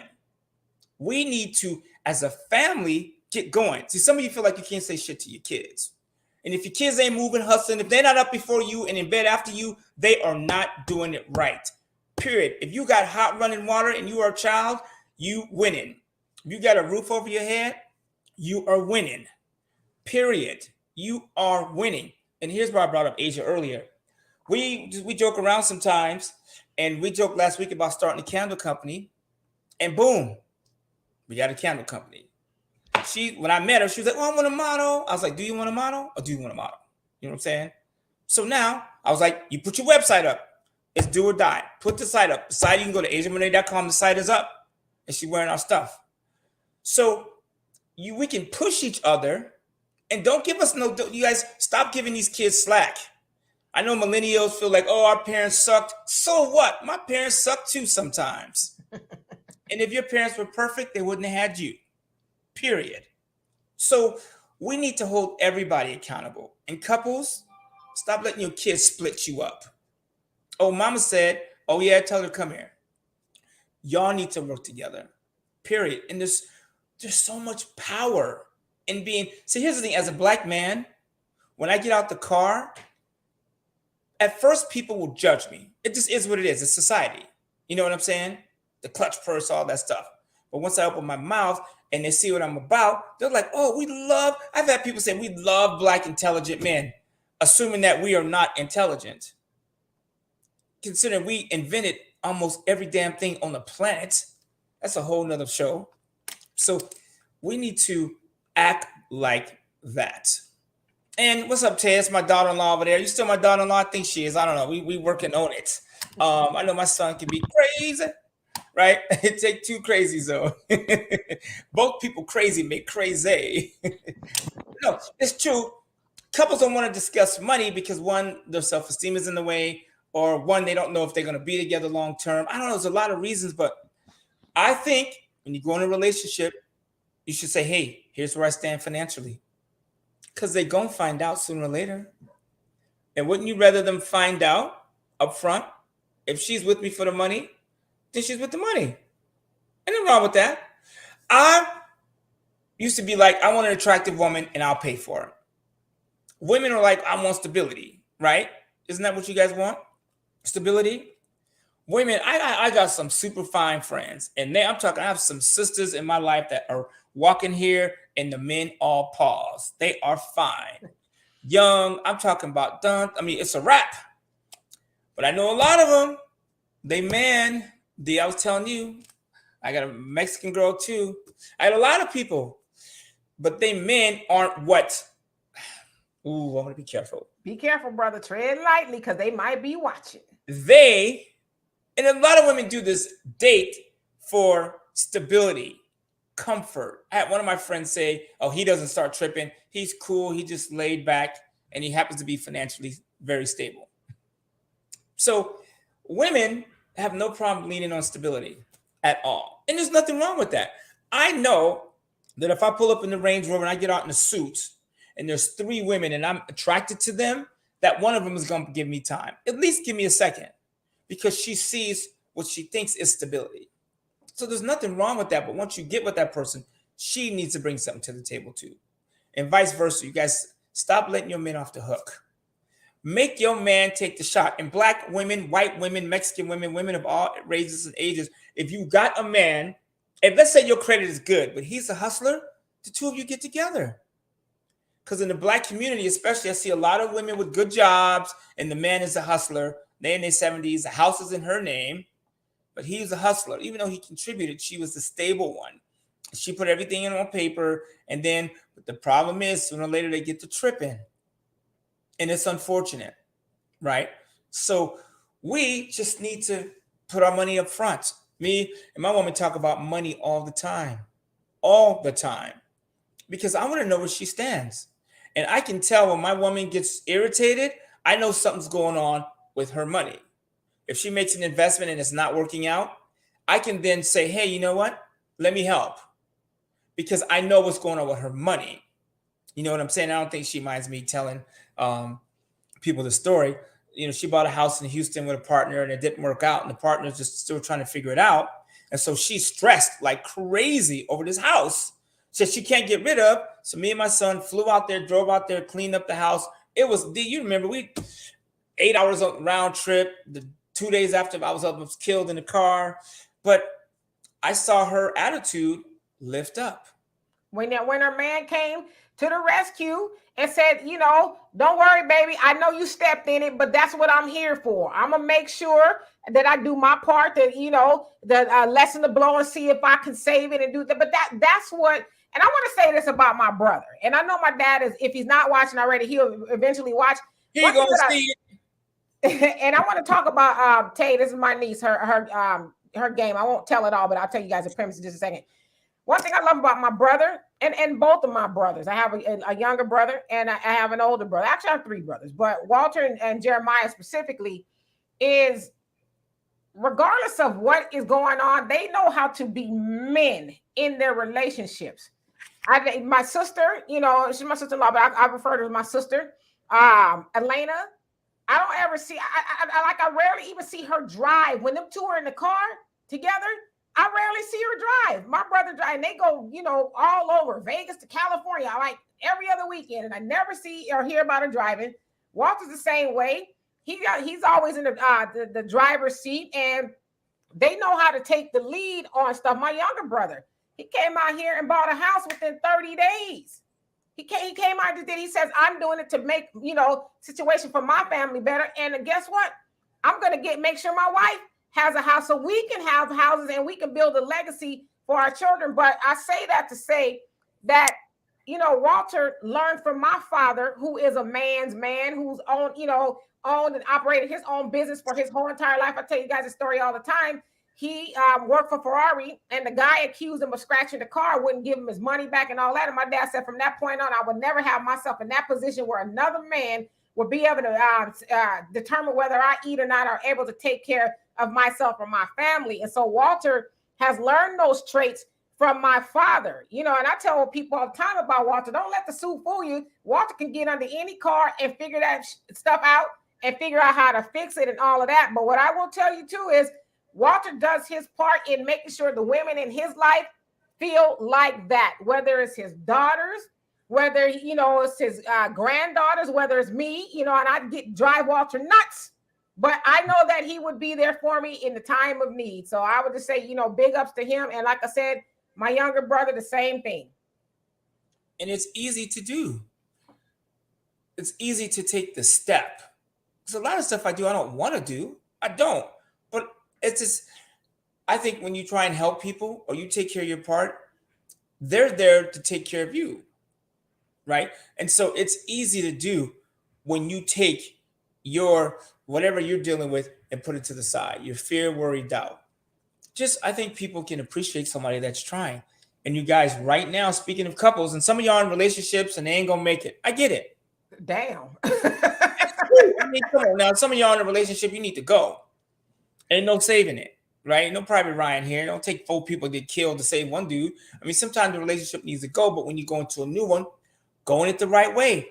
Like if me and my girlfriend did not work out, my next woman, and sometimes I go, if this don't work out, I'm through. I'm gonna be single, and I'm just, well, maybe I'll have, I don't know. I always say that, but then in 8 minutes I'm in another relationship. But like, I'll make sure she's fighting for it. Because one thing I don't like being with a woman who don't bring nothing to the table. We go to Vegas, all she got is her cute shoes and her purse, with nothing in it. We go to dinner. The waiter come by, he put the check in front of me because that's what, you know, when the bill comes, men historically grab the bill. She don't even reach, not even like a lean, like not a big pun or fat Joe, nothing. She don't even move. I don't like that. You know what I'm saying? Like, I want a woman to be involved. And a lot of men, like for me, if I was going to date again, I say, tell me about your goals. Oh, I don't know. Next. You can spend the night, but you ain't spending the afternoon. Well, damn. I mean, come on. Y'all, you know who you are. I mean, some women be like, oh, he ain't calling me back. Because he ain't got nothing to talk about. I promise you, ladies, I'm going to tell you this. I'm sorry. Be mad at me if you won't. The minute a man has orgasm, he will forget your name and why he met you. It is the truth. Maybe this ain't part of the show, but it's true. Come on, y'all seen all the black women movies, like the movie with, what's her name, with Chris Brown and Megan Good. What was that? Think Like a Man, where he hopped out of the bed, took both coffees. Oh. Think Like a Man. That I don't know people that take both coffees, but like, it's. You said you're giving the game up. I mean, so ladies, I ain't saying to hold out. That's not what I'm saying. Ain't nothing wrong with making love on the first date as long as you got a plan for the next morning. Like, seriously, we want to be with somebody, at least men like me, somebody's going to bring something to the table. And it's all there is to it. And ladies, same with you. Stop letting these dudes off the hook. If your man get home and it's 5 o'clock and your bill's not paid based on what he makes, at 6:30, his ass is back to work. I don't care what it is. Do you realize that you can knock on doors and say, hey, can I cut your grass? Can I do your windows? Is there anything you need in the house? We used to do that. Can I clean? Like right now, I need somebody to clean my house. It's $150. I don't want to do it. I would pay somebody today to come clean my house, make it spotless, period. Somebody knocked on my door right now and said, hey, I will clean your whole house for $150. You would see somebody walking here with a bucket and start the mopping. And a lot of people that are on the move feel that way. And I always say, where in the hell are the people that used to be able to hire? Like, and since we're talking about race, where are the black mechanics? Where are the black like the lawnmower people, the landscapers? Where are the black this? Like me and my one of my sons was talking about, like, where the hell are the black people? If I Google right now, Mercedes mechanic, there's a good chance he's gonna be a Mexican or a white dude. Brothers, we are just as smart. Where in the hell are we? And women, Give us a break. Because he ain't Mr. First of all, everybody ain't Morris Chestnut. And I know Morris Chestnut. I know his business manager, and that brother worked harder than a one-legged man in a booty kicking contest. He ain't all Mr. what you see on TV. This dude works hard. Let your man work hard. And some of y'all be like, oh man, he is, yeah, there it is, 150. There it is. Boom, Tay. Shit, my door is unlocked. You got the code to the front door. See what I'm saying? So some of y'all, you gotta let your man do his, if he's a plumber, let him plumb. Right? And I had to check my girl on this one time too. Because those of you that know me know that I buy and sell cars. And she said to me one day, you're a financial planner to Kanye West and all these people in the past. Why are you selling cars? I said, because I can go buy me a car for $4,000 and spend a couple hours working on it and sell it for $6,000. I'd rather spend 3 or 4 hours making $2,000 than $40,000. And I've had people come talk to me. Oh, I had somebody say, oh, while you out there selling cars, huh? All that talent you got? I said, oh, excuse me? Last I checked, it was about the money. I don't see some of y'all get caught up on, oh, my man is a doctor. So what? There's a lot of broke doctors out there too. When I was a financial planner, my doctor clients told me, tell your kids do not go into medicine. It is a struggle. We don't make shit. By the time we pay off our student loans, we old and achy. And the problem is with doctors and lawyers are even worse. Lawyers die broke as hell because they spend all their time fighting cases. They stuff is to the curb. I would rather be with the guy that was on the freeway, washing windows, making $75,000 a year than the dude that put on a suit to make $28,000.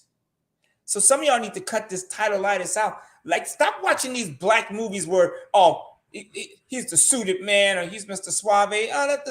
Most men that are really that kind of money are working hard as hell. You know what I'm saying? So we need to give our brothers a break. At the end of the day, it's what he brings to the table. So if he's a plumber, let him plumb. If he's a landscaper, give him the land and let him scape it. You know, matter of fact, you get the lawnmower. Hand him a rake. Like when my father was working on cars, he'd be like, give me the 5/8, give me the 1/2 inch. I remember it like it was yesterday. Go over there and get the creeper. You know what I'm saying? I remember that. And I used to hand him tools all the time. And I remember handing him stuff. But now, like my sister said, I can work on cars. Not only can I work on cars, my son can work on cars. My grandson, some of you see Titus, I got him on my Facebook page. He's out there with a wrench, copying his dad, like trying to twist it. He don't know what the hell he's doing. But in his mind, he's got a wrench. So when he gets older, he's going to, oh yeah, this wrench is for this. That is the stuff that you can teach your kids and women and men too, right? It goes both ways. Let your spouse work. If you don't got one, go get one. You don't have to be with them all the time. Sometimes I love it when my woman's not here sometimes because I can do what I'm doing. If she was here, I would not have this cigar lit. I promise you. You're talking all kind of crazy. Sometimes you need to go. And I open the windows before she get home, right? I ain't embarrassed. But we have to, I think being in a union is important. And I think we, especially as people of color, have gotten away from, the relationship. You need well, we call ourselves black people around here. Yeah. You need a partner. And all that means is you do your part. No, period. Both of y'all work together. And I see all you ladies, I'm coming back for you now. I see y'all at happy hour. I see y'all out talking shit about your man. Stop doing that. Do not do that. I promise you, if you got a man that is working hard, I don't care what he's making, the fact that he's working, you can elevate him. And ladies, men, believe it or not, will do stuff for you. Sometimes, I wake up, I'm like, I could just put on mouthwash and leave the house if I'm in a hurry. But if my woman is with me, I always brush my teeth, but you get the point, right? So if I know, like, I'm going to be out of town for 2 weeks and I ain't going to see her, sometimes I don't get my hair cut. She ain't here. I'm just, what the hell? So it's women that make us stronger. And it should be the other way. So, and if you are somebody, you're not a breadwinner, here we go. If you're not the breadwinner, pick up the broom, pick up the mop, Step on the roaches. That's the last roach joke.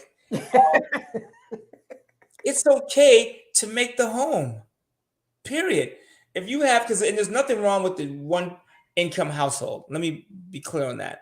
If you have a woman or a man that's making the money, then you do everything else. Men, if you have a woman that's making the money, you at home, you get off at 5 and she's working till 8. From 5 to 8, it's your job to make sure that house is in order. Period. Even though I make more money than my woman, my sister will tell you, if I get home before she does, I got food on, I got the house clean, I got an apron on, I got dishes, and I got the oven at 375. Even if I make more money than her, if I beat her home, then that's my job, is to make sure the house, candles are lit, the house, food is on. Even if I'm not cooking, I'll just turn the oven on to give the appearance that I was about to do something. Because sometimes I just turn the oven on and I put the food out and let it thaw. But at least mentally, she goes, okay, he's at least trying. And that you could do for free. I'm telling you, you guys, having a clean home. Let me swing around Front Street real quick. If you have a clean home and your man or woman walk into that, a lot of times they will do more. Like those of you who know me know I keep my house clean. My kids don't live here because of that. Period. Asia slipped through the door. She was a transport. But she working like Michael Jackson, best believe. So it's good to have your house clean. Some of you guys, in order to build wealth and keep a man or a woman, keep your house clean. I watched the military guys say, before you leave, make your bed. Make your bed, clean your house, hit the dishes. So when you come back to isn't it easier to make money when everything is clean? You ever see a CEO, a man, a rich woman, at their office, their desk is what? Clean. Matter of fact, the richer they are, the less stuff is on their desk. Because it's good to be clean. And some of you guys can do this. So maybe you're not the breadwinner, but keep the house clean. Oh, here we go. I'm going to say it. It's a couple. You want to talk about couples. And ladies, I'm going to talk to you. I'm going to say it. Make sure your man, you have his attention. Because men, I can tell you, when I leave the house, I can't go to the gas station without seeing, a woman. In the car, you see women. Everywhere you see women. By the time you get home, you're riled up. And if you're on social media, oh Lord, you can't go on Facebook or Twitter without seeing somebody shake something. Take care of that. I'm not saying you got to serve them up in the kitchen, but I'm just saying, like, even, hey baby, how you doing? Rub the arm, rub the small of the back, do something just to say, hey, I got you. You understand what I'm saying? And I heard a minister, a preacher say this. He said, Grandma told me, get you a woman in the street and a freak in the bed. Period. So, or a freak in the spreadsheets. I don't know, like, like have something together. I heard that somebody say, I'm a freak in the spreadsheets. Ain't nothing wrong with that, right? So get you some, and if you don't have somebody, go get somebody. They are right now, you women especially, there are men out there alone coming home and wish they had a woman, but they don't know how to meet them. And society has told them, you ain't shit. You're a plumber, and Megan Good says you ain't shit. Or Tiffany Haddish, or some of these movies y'all watch where these black women are ruining their race. My God, please. We get a movie where black women are licking the booty hole or twerking or doing something insane. Can we just have our natural black women back, for God's sake? And men, we should do the same. Because men, we went first. We ruined it. Our black women, they followed our lead, unfortunately. So it's okay to have your brother working hard, but let him work hard. And if he's not doing it right, don't criticize your man, because that drives us crazy. If we're doing it, let us do it. And don't be careful how you talk about your man. Oh, my man is a plumber. I wish he would do something else. And your girlfriend's like, oh yeah, you making money? Maybe he could plumb something else. You know what I'm saying? And he's nice and he comes home and he, you ain't want for nothing. Do tell. Yeah. The dude that cuts me and my sister's yard, Brother Terrence, I know for a fact this brother works a 9 to 5. And then on the weekends, he runs his landscaping business. I know for a fact his woman probably appreciates that. He's a landscaper, so he's not like pulling up in a Ferrari, blah, blah, blah, blah. But I know for a fact by listening to him talk that he makes money. He brings home the bacon. And his wife knows I may be out with my girlfriends on Saturday, but my man is out getting that money. And we can do more of that. We should be working all the time. You know what I'm saying? Now, it was rated G. What would I say that wasn't rated G? He said something about serving them up in the kitchen. No, I was saying you don't have to serve them up in the kitchen. But let me say this. My buddy Rick and my man Rick, he correctional officer Rick Horn, he is a boss. He has like first class rentals. If you're in Southern Cal and you need a Bentley or Range Rover, he's got it. His woman told me when my man comes home, it was her and my girlfriend Jocelyn, not a friend of mine. Right, yeah. They were like, when Rick gets home, she is in the kitchen with heels. He wants his wife when he gets home to be in heels when he walks in the door. And she puts them on when the garage door open, boom, she's in heels. And I've heard women say, "Oh shit, not me." Well, you ain't gonna have a man. Your man wants you in heels and panties, put them on. I mean, what else are we doing? If we want to keep it real, a lot of relationships fall apart for money and physical needs, period. If you're taking care of your woman physically, mentally, and financially, there's a good chance that she's going to stay. I'm just saying. It may not be what you want to hear. Like some people when this podcast ends, think about your life. Men, what do you work hard for? Do you drive a Mercedes for the attention of your boys or for your woman? See, me, I like to have nice stuff so I can do things with her because she gives back. Do you know what I'm saying? Like when I bought my Range Rover, I bought it. My girlfriend wrote a check for the other half. Now, she's keeping all the money from Turo, but that's cool. That's whatever. She can keep that money. But I feel good saying, "Hey, babe, last month you made $2,000 from the Range Rover." I don't care how mad she is. She has to go, "I'm mad at you, but he right." You know what I'm saying? And when men, you could do that. Hook your woman's car up. Don't let your woman put gas in her car. Me and my girlfriend get into a mad argument if I see her near a gas pump. It ain't her job to put gas, wipe the windows. Her tire light come on, she just look at me. I already know that's my job. Now, what I don't like my woman do, she be, "Oh, I'm thirsty." That's cool for nigga. Go downstairs and get some water. Some things y'all can put like, okay, skirt, stop sign. I'm not the water man. But I do. I go downstairs and get the water because it's my job to serve my woman. And that's kind of how, but I make sure she's giving me something in return. And your relationship don't have to be perfect. But what should be perfect is your credit score in the relationship. That helps when you and your woman can both buy something together. Like when you fighting over who's going to buy the house. "Oh, it's my house. I found it first." You know what I'm saying? But how about we just buy it together? Me and her broke up. We've broken up several times. And when we got back together on the phone, first thing she wanted to talk about was our desert property. "What you going to do with that? I won't have." It's okay, I'll buy you out. And then the conversation changed. And before you know it, we out there talking to a contractor together. You know what I'm saying? Because we have something together. If me and my girlfriend didn't own stuff together, our relationship would have been gone. I can promise you, it'd be over. I'm not embarrassed to say that the financials have kept sometimes will keep us together. It's like when you have kids, you stay together for the kids. At least we used to. Now y'all have a newborn and y'all be in the car, bags packed. But so it's okay to start with the money. Build your FICO. Like women, men, check their credit. And not to say, okay, I'm going to date you with a 520, but like if you got a 520, let me get you to a 620. Do you know what I'm saying? You could do that. My Asia will tell you when she come on next week, and I don't think she's going to tell you, so I'm not putting shit in the street. She had a 550 credit score, 540. We ran her credit. She was in tears. I was like, oh, she got to go, but right now her credit score is this close to 620, 60 days later. So we built her credit. Now she is more attractive. If she says she's never going to be in a relationship, that's a lie, right? But now she is more powerful.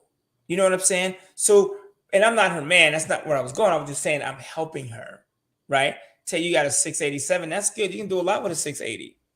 But some of y'all got 687. Pay off your credit cards. Hit me up. You know what? Y'all know this already. So, and the higher your credit score gets, the harder it is to move. You go from a 520 to a 687, then getting from 687 to 7 is going to be harder because it's harder to get to the top. But with the 687, you could do a lot. Like when y'all hang up this podcast, me and my sister, we are making moves because she finally took my advice.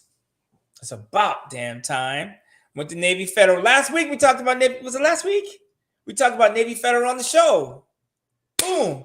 My sister went to Navy Federal. Ta-da. Now we're shopping for cars, businesses. She can get 2 or 3 cars, Turo 2 or 3, Mustang, whatever. But whatever she wants, she can go get now. And now we can make moves. And from there, you can buy real estate. Once you own one piece of real estate, it's easy to get 2. You see people go from 2 to 10 in 12 months. Because once you get that first one, I'm talking about investment property. Your home, your house you live in, unless you're Airbnb in it or something, it's not a real asset, right?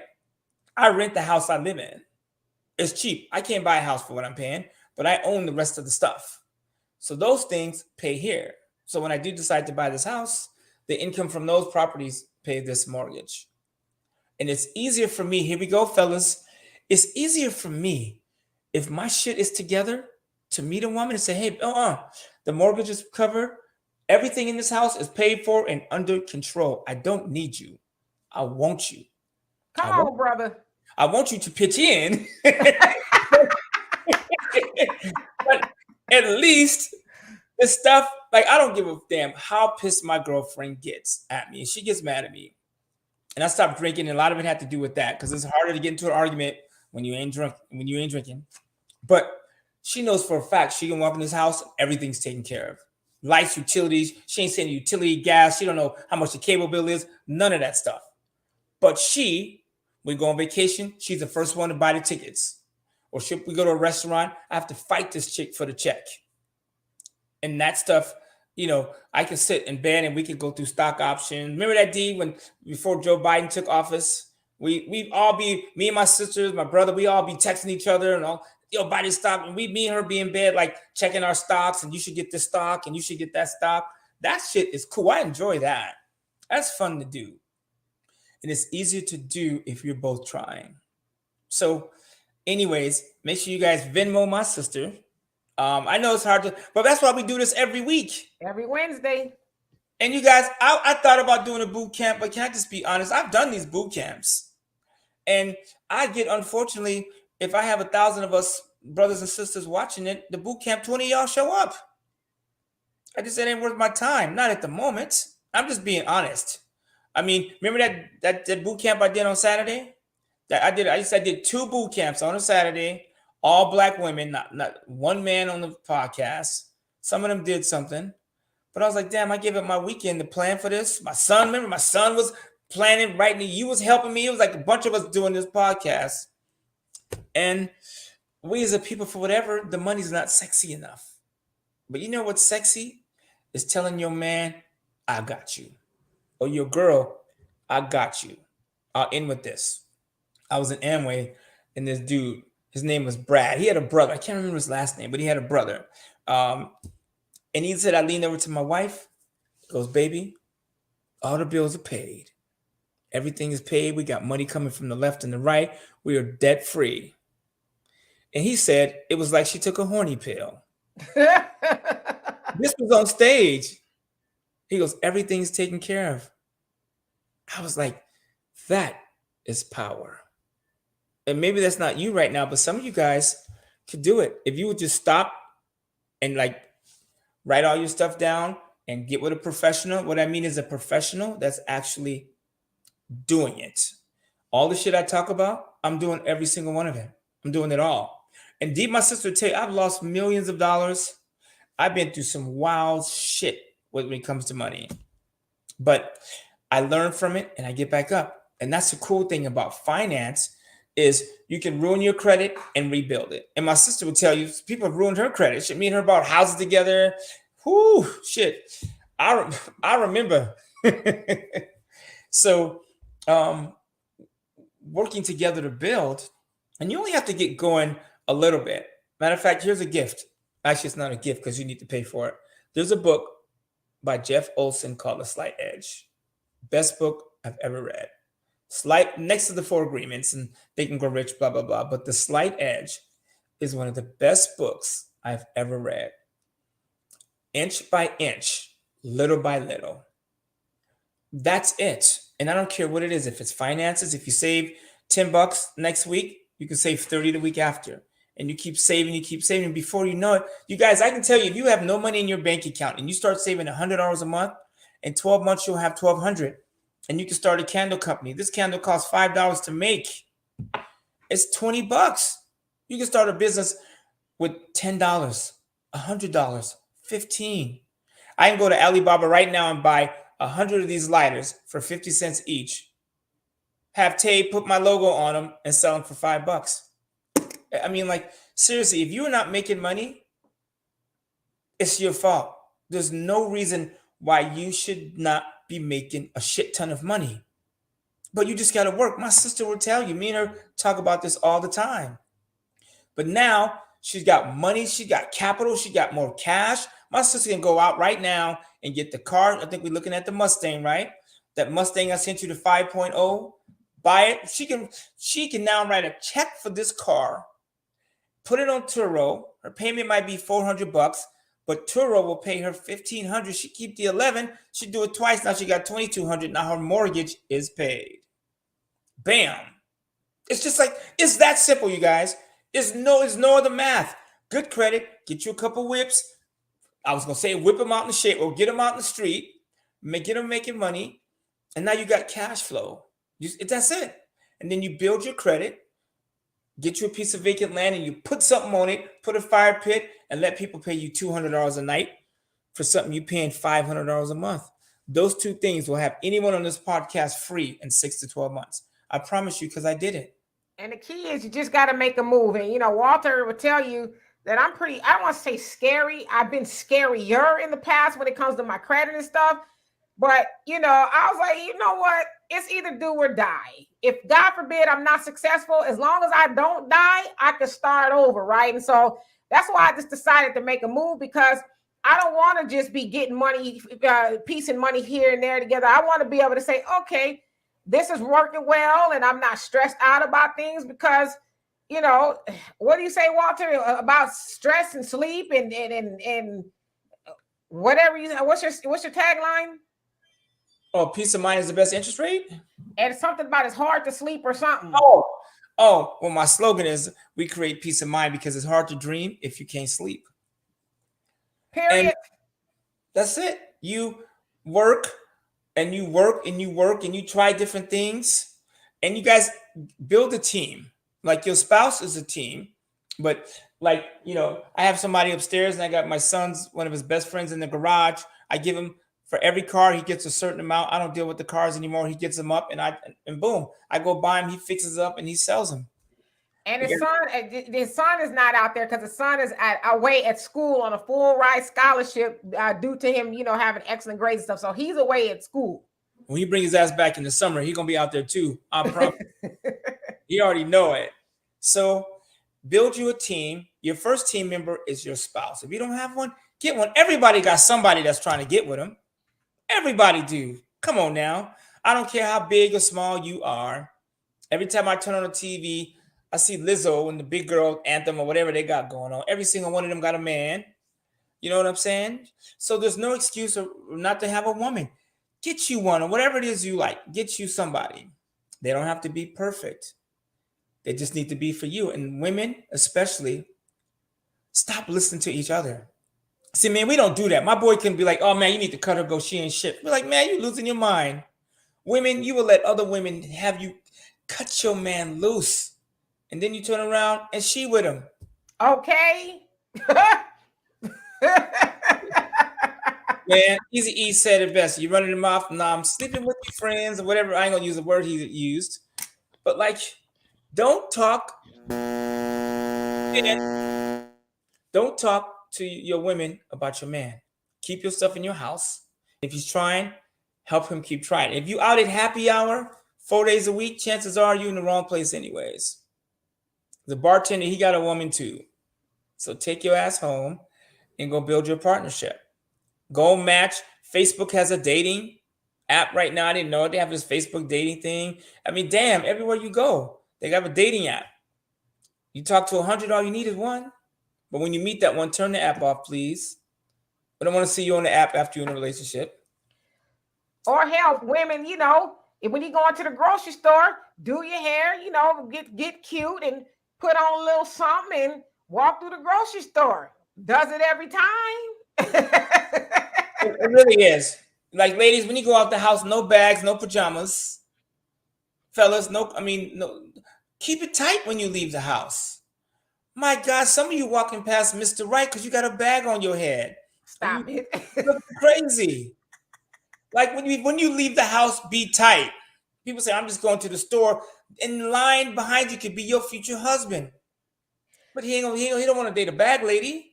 I had a man come up to me in the grocery store and say, "Oh, you better be happy I'm already married." I was like, "Okay, brother, I like your confidence, but don't get in trouble with your woman, though."